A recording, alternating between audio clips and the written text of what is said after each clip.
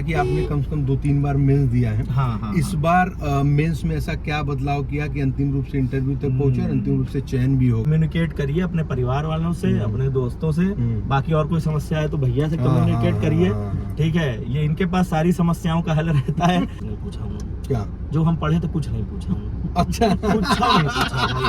नहीं चेंज जो मुझे लगता है वो ये है कि फ्लो चार्ट्स और डायग्राम्स और मैप मैंने बहुत अच्छे बनाए हैं। तो आपके सोर्सेस क्या क्या रहे थे जो है प्रीलिम से लेकर के मुख्य परीक्षा तक?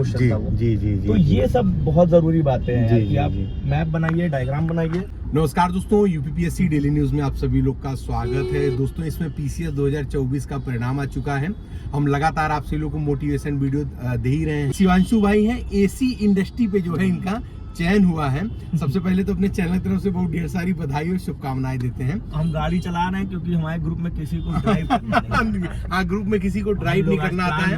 हम लोग, हमारे साथ में अभी 2 एसडीएम है और एसी सिटी है, तो वो लोग भी हैं और विभांशु भाई भी हैं। तो अभी देख सकते हैं आप, ये हम लोग प्रयागराज में है, लोक सेवा आयोग के बगल से ही निकल रहे हैं। तो हम लोग इंटरव्यू मोटिवेशन में स्टार्ट कर रहे हैं जो है। सबसे पहले तो आप अपना एजुकेशन जर्नी बताएं हमारे व्यूअर्स को। यार मेरा क्या है कि मैं लखनऊ का रहने वाला हूँ और वहीं पे जन्म हुआ है और वहीं पे सब समय कटा है मेरा।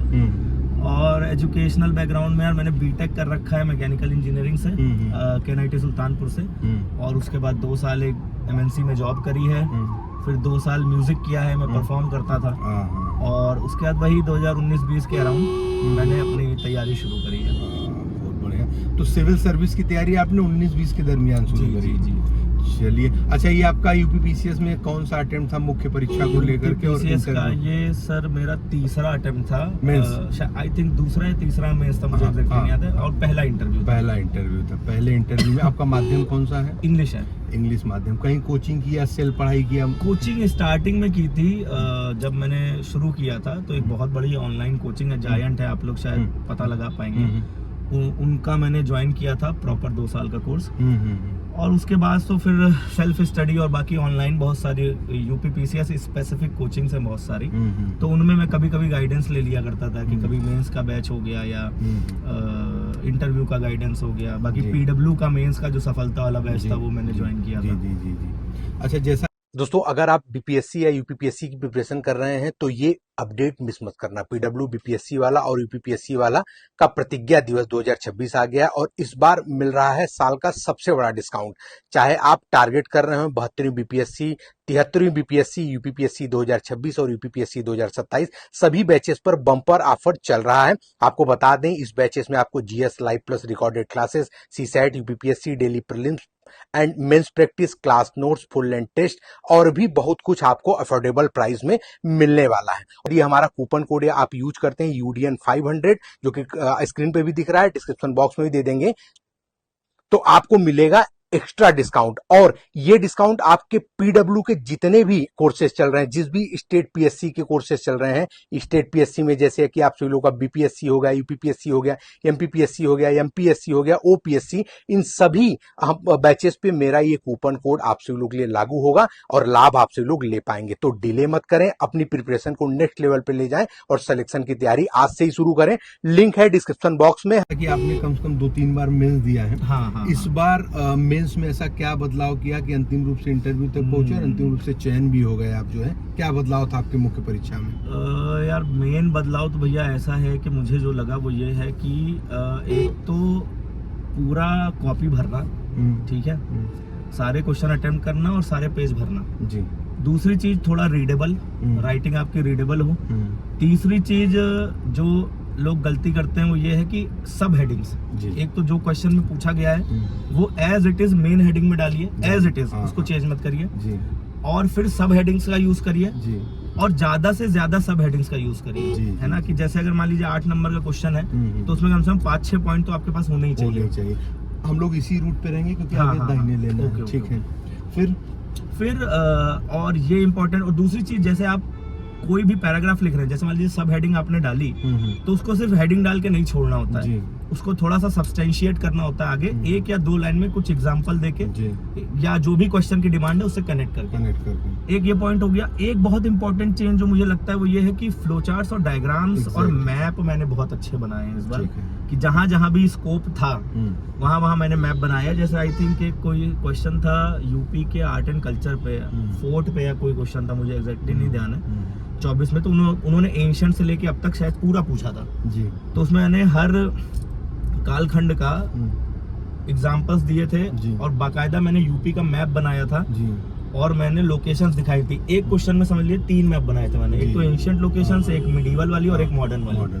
मॉडर्न में आपका ये आ गया जैसे रेजिडेंसी हो गया और ये सारी बिल्डिंग, शायद इसी का आर्किटेक्चर का क्वेश्चन था, एंशिएंट से लेके मॉडर्न आर्किटेक्चर तक का। तो एक ही क्वेश्चन में मैंने 3 डायग्राम बनाए थे, 12 मार्क्स का क्वेश्चन था वो।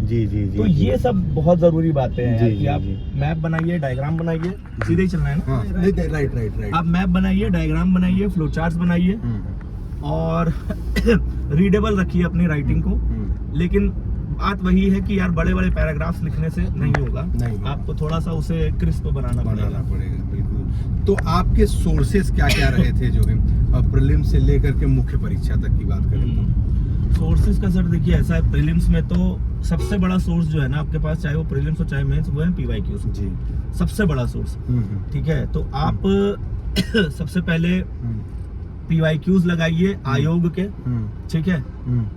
आपको कॉन्फिडेंस आ जाए तो फिर UPSC पे शिफ्ट हो जाइए, अगर आपके पास समय है, कॉन्फिडेंस है, क्योंकि लेवल बढ़ रहा है प्रीलिम्स का, UPPCS का, तो UPSC पे शिफ्ट हो जाइए। वो भी आपने अगर कर लिया तो फिर बहुत सारी बुक्स आती हैं जिनमें जितने भी प्रदेश हैं, राजस्थान हो गया, MP हो गया, इनके क्वेश्चंस कंपाइल करके वो PYQs उसमें देते हैं, MCQs होते हैं वो सारे, तो वो लगाइए जी।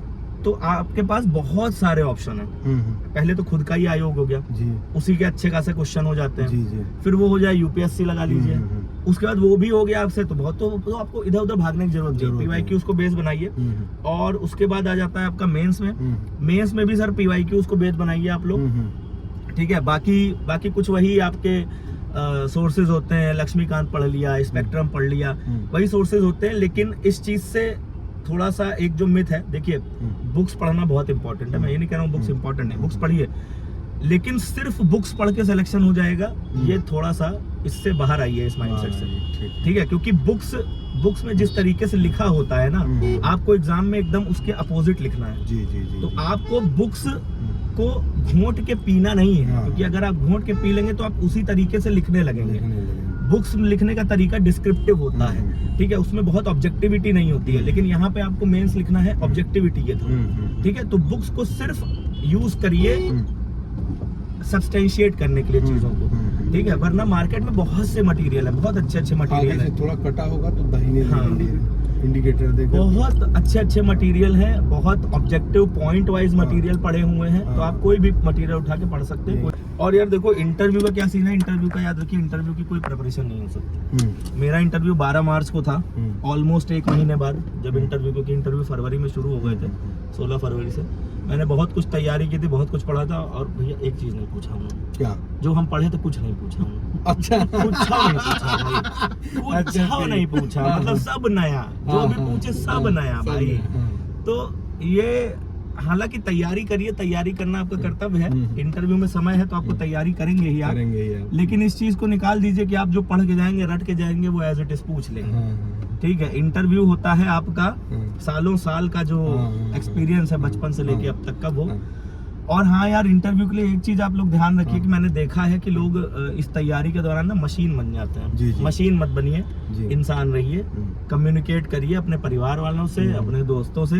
बाकी और कोई समस्या है तो भैया से कम्युनिकेट करिए, ठीक है, ये इनके पास सारी समस्याओं का हल रहता है, ठीक है, इनसे कम्युनिकेट करिए और थोड़ा सा इंसान बन के रहिए, और इंसान बन के ही प्रिपरेशन करिए, मशीन मत बनिए।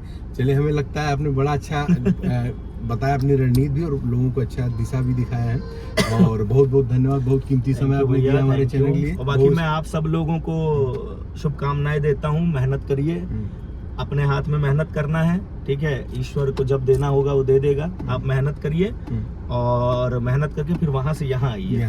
बिल्कुल सही बात है, भविष्य के लिए बहुत ढेर सारी बधाई, शुभकामनाएं आपको।